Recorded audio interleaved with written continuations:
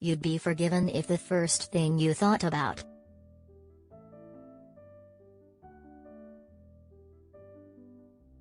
was the same as its first track, I Forgot That You Existed.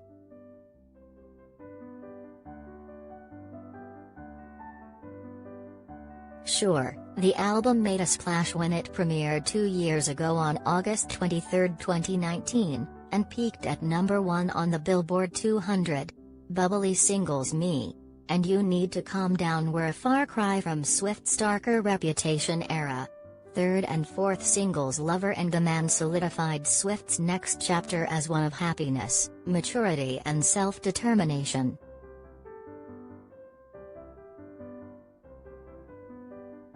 Then, about 6 months later, before her Loverfest tour could take off, the COVID-19 pandemic took over the world and cancelled crowded live music events.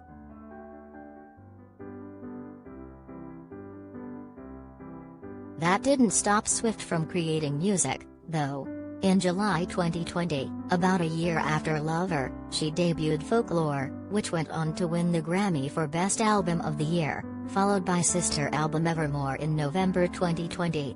And then Therese her Fearless, Taylor's version, re-recording, which dropped in April, and upcoming Red, Taylor's version, due November 19.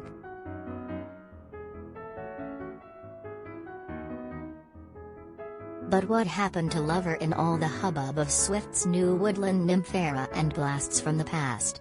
Nothing, and that's exactly the problem.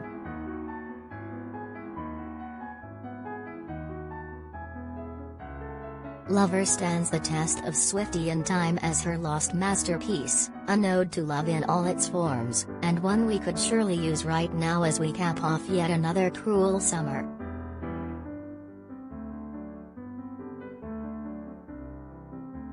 Taylor Swift reveals new tracks for Red album after teasing fans. Congrats pals.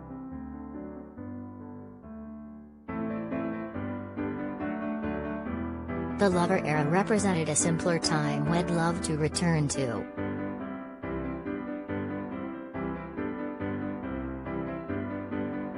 You won't hear any complaints here about the woodsy, cottagecore vibes of Folklore and Evermore, but Swift's loud, colorful and bold looks from the Lover era felt daring and carefree in a way we're longing to return to.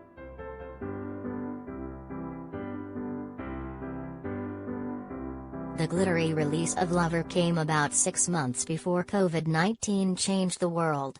The splashy aesthetic seeped into Swift's music videos, Lover and You Need to Calm Down, as well as her merchandise. We lived for the pastel-centric Stella McCartney fashion collaboration.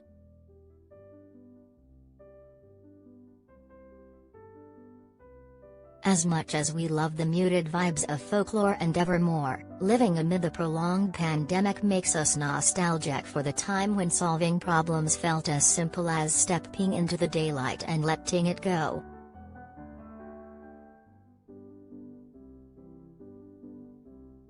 Taylor Swift is a kid again on Lover, a big, messy embrace of a new album.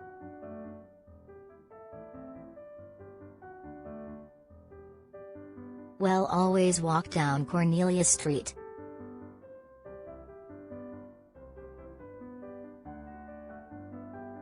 While Loverfest never happened, Swift treated us to live performances before the pandemic. We can't stop playing one in particular, the Cornelia Street, live from Paris, recording from her City of Lover one-day concert at Paris Olympia Theatre. Fans hardly recognized the start of the stripped-down version of the song. But once they did, screams bellowed out from the crowd and they sang along.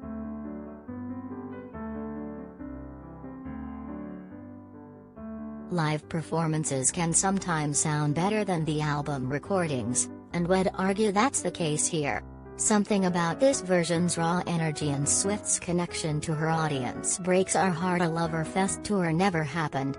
But it also makes us that much more excited for whatever concert she'll concoct for us next.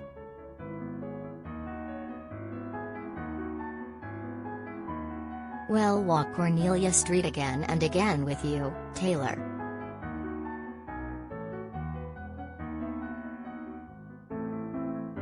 Taylor Swift gushes over Simone Biles' Olympics return, "We all learned from you."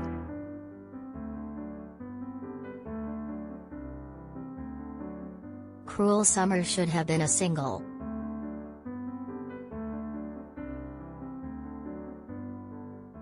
The aforementioned 4 singles Swift chose summed up the vibe of this era: confident and in love but ready to take down anybody who gets in her way or of someone she cares about.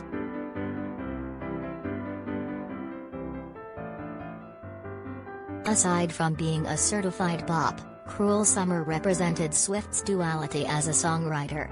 Yes, she's in a steady relationship that prompts beautiful love ballads, but she can also still write a killer song about new relationship anxiety.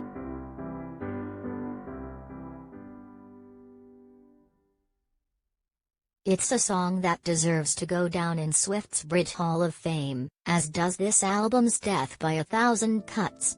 Add to the list of song lyrics we wish we could have belted out during Loverfest: "I don't wanna keep secrets just to keep you / and I snuck in through the garden gate / every night that summer just to seal my fate / and I screamed for whatever it's worth / I love you, ain't that the worst thing you ever heard?"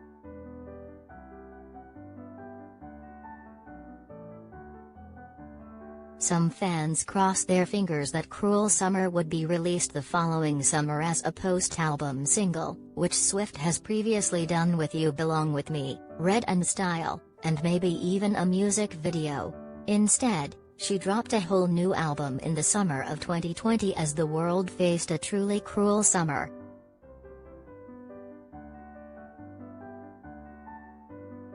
Two albums later, or 3, if we're counting Fearless, Taylor's version, we know Swift is busy with her re-records and has moved on from her Lover days. But we'll still scream our hopes that "Cruel Summer" gets its due, for whatever it's worth.